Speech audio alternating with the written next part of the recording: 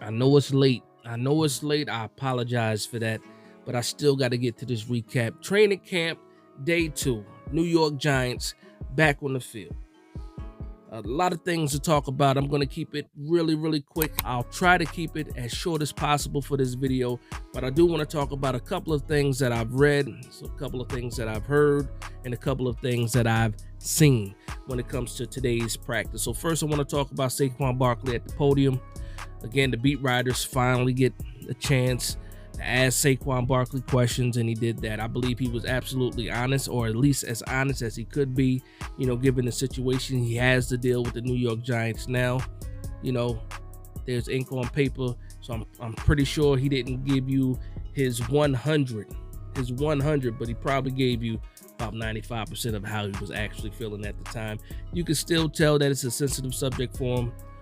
You could tell in the way that he was answering questions that he was trying to hold back a little bit. But again, the beat writers did what they needed to do. Hopefully they can get it out of their system and the New York Giants can move on. Saquon can move on, the beat writers can move on, and everybody can move on in the fan base. So again, let's talk about practice now. For the second day in a row, we are seeing what talent looks like. Darren Waller is a talented player. Probably more talented than we've seen in a long time in New York.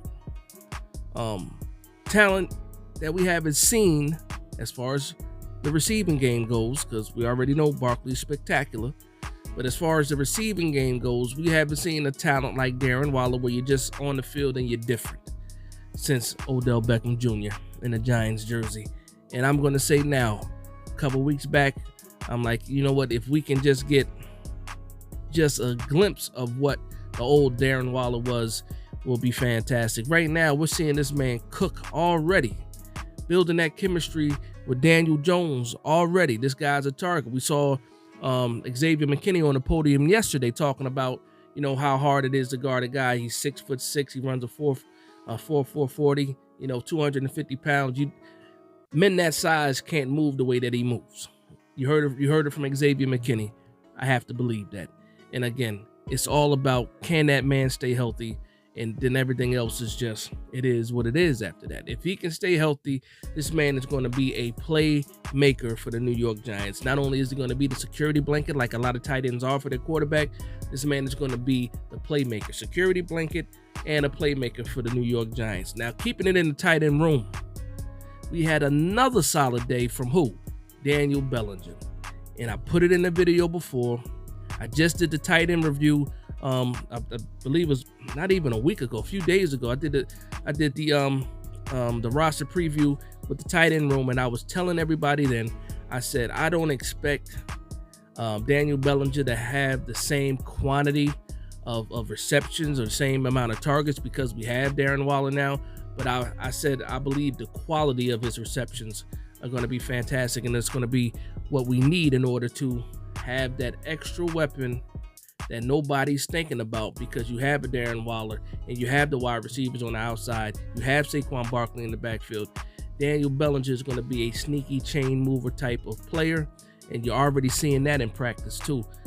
Shout out to Bobby Skinner. I watched one of the videos he did already about the recap, and one thing he was saying that he also noticed was that he expected 11 personnel. That's when you have one running back, one tight end. He expected a little bit of 12 personnel. That's when you have one running back and two tight ends. 1, 2, 12 personnel. So he's saying he's seeing a lot already of 12 personnel. So obviously yesterday they worked in the red zone on day 1.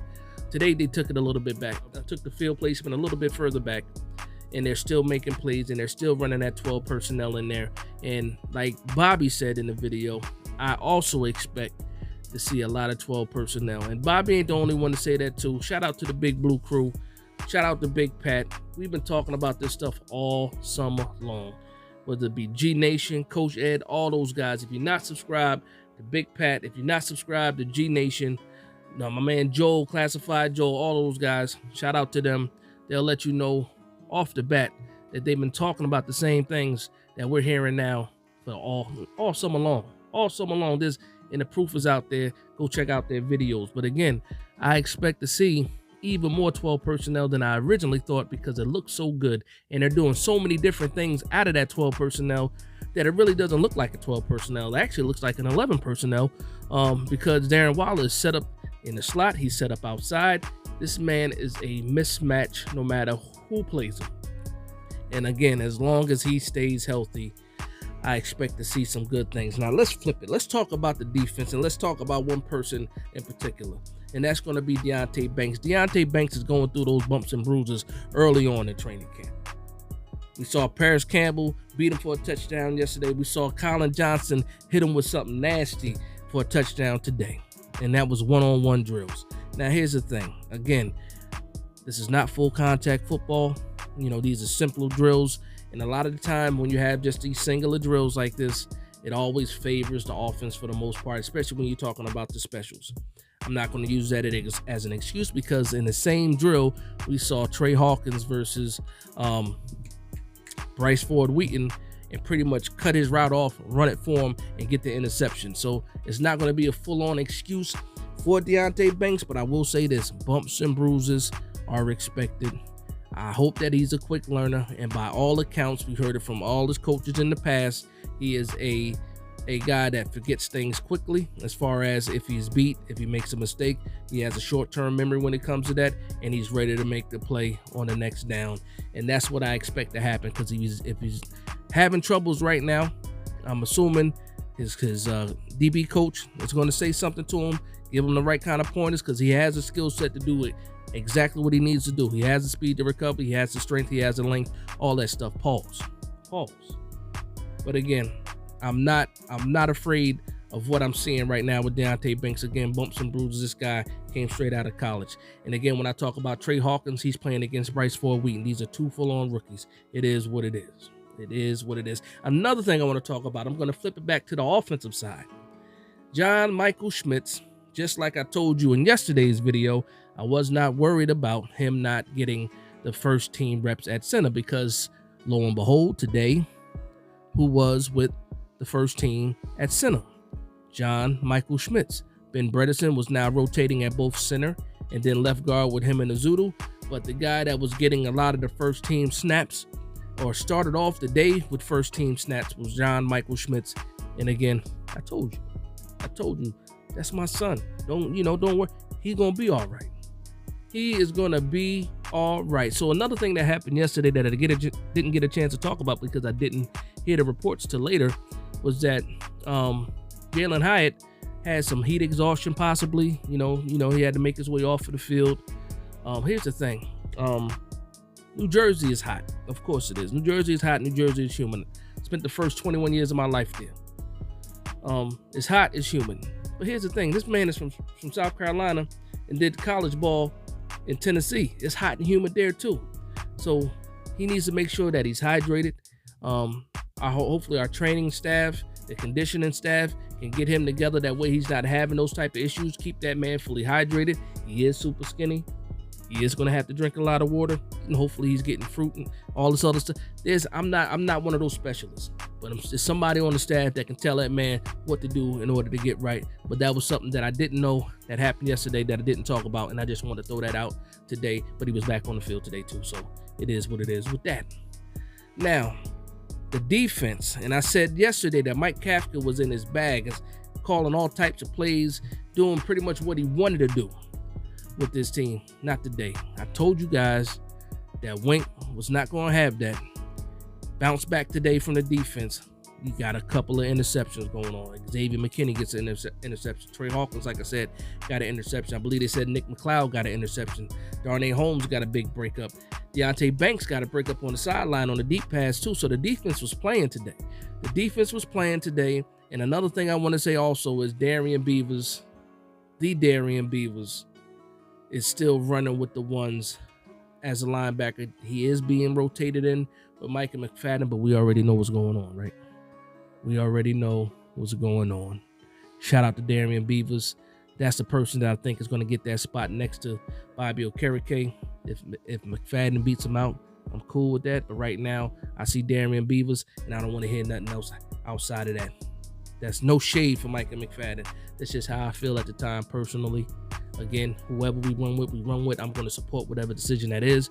But for me, it's going to be Darren Beavers. Now, let's talk about the safety spot just a little bit too. Again, I didn't expect it to be this long, but so we do have a rotation. We have Belton, we have Pinnock, and we have Bobby McCain getting the rotation in for the safety spot next to Xavier McKinney. You're also seeing a little bit of Nick McLeod, but not as much as we thought we were going to see. Pinnock, Belton, McCain, at least for today, were the primary guys next to Xavier McKinney getting those, quality snaps with the first team.